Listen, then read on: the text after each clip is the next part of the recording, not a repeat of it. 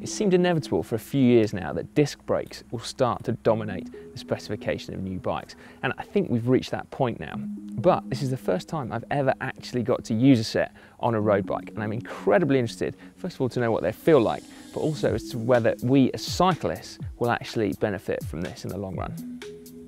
Now, one area that seems slightly inconsistent at the moment amongst bike manufacturers is the methods to which the wheels actually attach to the bike. And on this Trek Domani, we can see something that's very familiar to a lot of mountain bikers out there, which is a through axle system. So instead of a quick release, you have to unscrew. So what you get is the whole axle coming out, and then the wheel just pops out like that.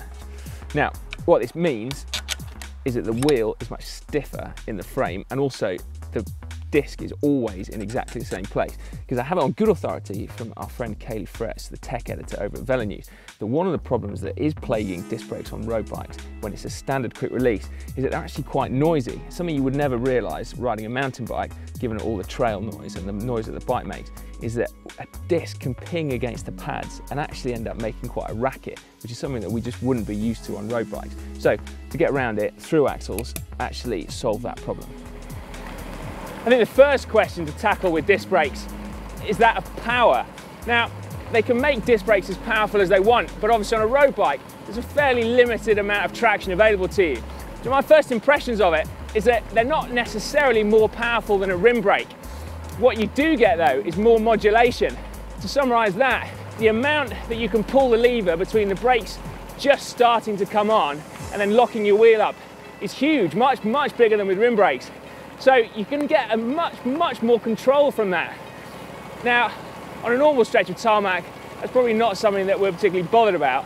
But if it's wet, that extra modulation is really going to play to your advantage and give you much more control of the bike. I think for me, the biggest thing is going to be that predictability in the wet. Now, if you live in a dry climate, and I envy you if you do, then it may be not such a big step forward in your braking performance. But a lot of the riding that I do is probably in the rain.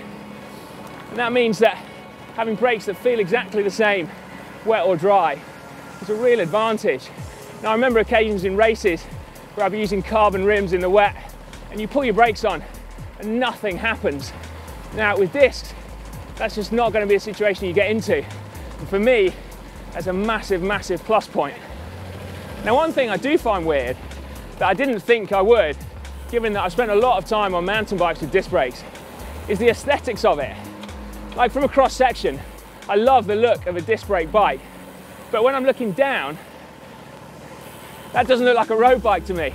Now, that's not a problem per se, but it makes the whole bike feel to me quite different, really.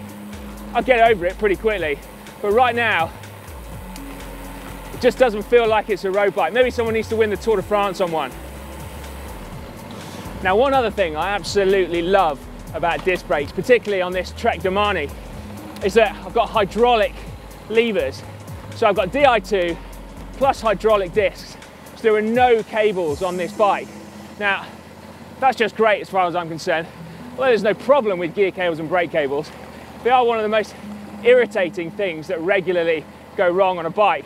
And again, particularly if you're riding in the wet, getting rid of them altogether is such an advantage. I suppose then, the question is, are disc brakes worth it? Now, a lot of that is going to depend on where you ride. If you ride in somewhere temperate, like Great Britain, then they're going to make a big difference, I think. If I lived in Southern California, and I wish I did, then I'm not entirely sure they'd make such a big difference to my riding. There's also a question about making your old bikes obsolete. Now, would I sell my bike to buy one with discs? No, not at the moment.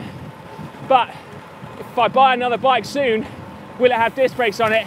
Absolutely, I'll make a point of doing it. There's an old phrase in cycling that to go fast, you need to be able to stop fast. Braking is a complex skill though, so here's how to do it. Your front brake is your friend. Yes,